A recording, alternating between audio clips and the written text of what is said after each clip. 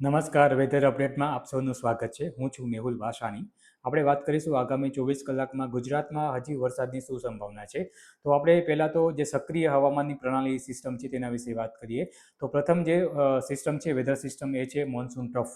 જે monsoon trough ઘણા દિવસથી ઉત્તર ભારતમાં ખસી ગયો હતો. જે છેલ્લા લગભગ 2 થી 3 દિવસમાં જે છે એ નોર્મલ પોઝિશનમાં, એટલે જે રાજસ્થાનના જે શ્રી ગંગાનગરમાંથી પસાર થવો જોઈએ તેનાથી પણ દક્ષિણવર્તી, એટલે જે છે જેસલમેરમાંથી પસાર થઈ રહ્યો છે. એના કારણે મધ્ય ભારતમાં, ખાસ કરીને ગુજરાતમાં, રાજસ્થાનમાં અને મહારાષ્ટ્રના કેટલાક ભાગોમાં, સાથે સાથે મધ્યપ્રદેશના ભાગોમાં વરસાદનું જોર છેલ્લા ઘણા બે દિવસથી વધુ જોવા મળી રહ્યું છે.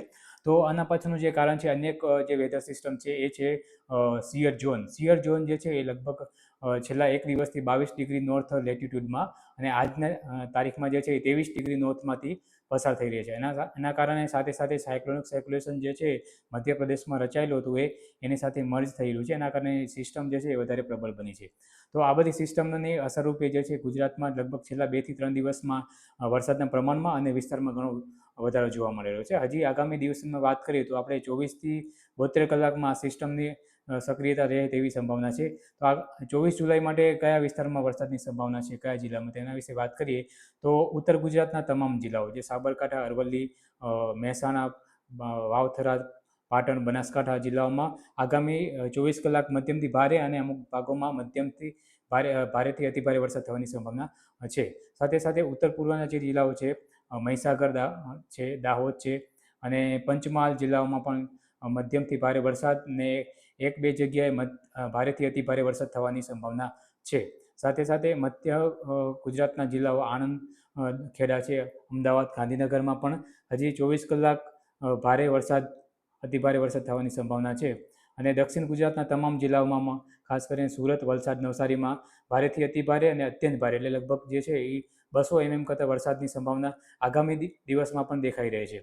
દક્ષિણ સૌરાષ્ટ્રના જિલ્લાની વાત કરીએ તો ભાવનગર, અમરેલી, ગીર સોમનાથ જિલ્લામાં પણ 1-2 જગ્યાએ મધ્યમથી ભારે અને ઘણા વિસ્તારોમાં મધ્યમ વરસાદની સંભાવના છે. અને પશ્ચિમ સૌરાષ્ટ્રમાં અને પશ્ચિમ કચ્છની વાત કરીએ તો વરસાદનું પ્રમાણ આ બધા જિલ્લાઓના કમ્પેરિઝનમાં ઓછું રહેશે. તેમ છતાં સારો વરસાદની સંભાવના આગામી 24 કલાકમાં દેખાઈ રહી છે.